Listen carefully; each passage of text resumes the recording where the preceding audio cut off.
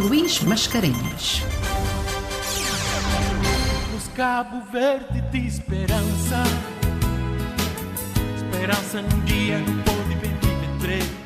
A globalização é um fenómeno caracterizado pela sua capacidade de compressão espaço-temporal, privilegiando o sucesso dos agentes econômicos mais eficientes, maiormente as empresas multinacionais, caracterizadas por muitos como sendo as grandes promotoras do sistema capitalista. Assim sendo, num contexto universal fortemente marcado pelo fenómeno da globalização, no seio do qual existe uma grande pressão para a normalização e a padronização de tudo e de todos, colocando todos a um clique de tudo, oportunidades e ameaças, este fenómeno é visto na atualidade por António Romão como sendo a nova fase que caracteriza a evolução e a afirmação do capitalismo a nível mundial, pois as empresas multinacionais procuram impor a sua lógica de funcionamento e de rentabilidade, reproduzindo modelos de acumulação capitalista, conferindo corelariamente a perda de autonomia de decisão política dos países periféricos receptores e a respectiva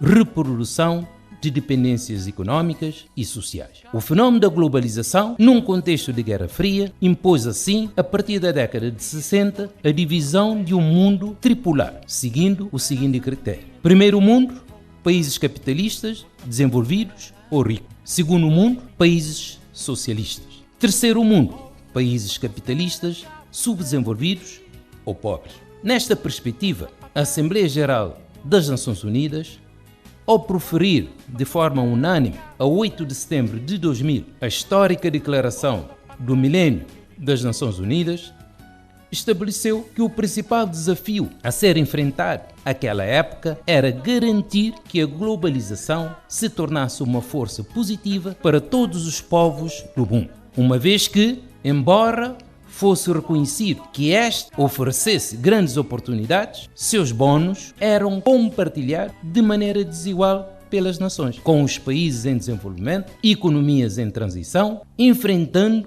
grandes dificuldades para alcançá-los, ainda que sentissem os seus elevados ônus. Neste sentido, estava uma via aberta para a regionalização, na expectativa desta vir a proporcionar a prazo um desenvolvimento global que seja mais suportável, mais viável, mais equitativo, isto é, mais sustentável. É neste contexto que a integração econômica regional passou a ser uma solução para a indução do desenvolvimento, nomeadamente em África. Esta é a razão da nossa escolha do tema para a Crônica das Ilhas de hoje: globalização versus regionalização, dois caminhos, um destino. A regionalização surge assim como um fenómeno que, paralelamente ao da globalização, procura, na criação de blocos econômicos regionais, colmatar os efeitos nefastos deste último. Quais são as fases da integração econômica regional, segundo Bela Balassi? A primeira fase, preliminar, é a criação da área preferencial do comércio, em que há uma discriminação positiva entre os países membros. A segunda fase, mais exigente, é a criação de uma zona de comércio livre, em que há uma livre circulação de bens e serviços nas trocas comerciais intrazona. O terceiro nível, difícil de se atingir, nomeadamente em África, é a união aduaneira, em que há a adoção entre os países membros de uma pauta externa comum.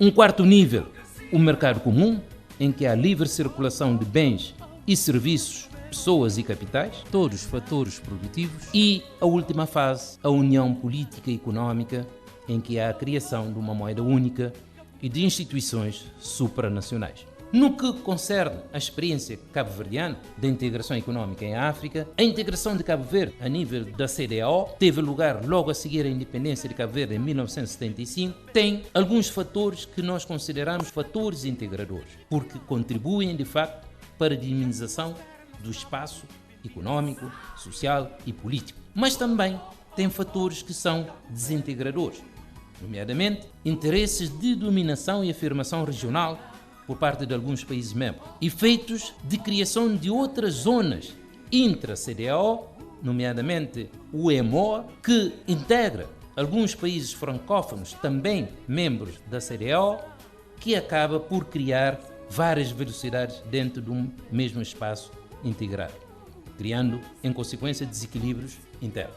Cabo Verde, neste momento, dispõe de uma tendência crítica para uma integração económica cada vez mais forte na União Europeia, que passou em termos de exportação cabo-verdiana de 90% em 2008 para 94%, e a nível de importação passou de 94% para 79%. E a CDAO, pelo contrário, passou a nível de exportação de 6,12% para 0,03%. E as importações cresceram relativamente, passando de 1,5% para 2,9%. Pois, Cabo Verde, sendo um pequeno país insular em desenvolvimento, relativamente isolado de tudo e de todos no Atlântico Médio, não pode dar-se ao luxo de viver nem sozinho, nem mal acompanhado. Uma vez que todos somos poucos. Com a ambição de todos os filhos da terra, constrói-se um destino.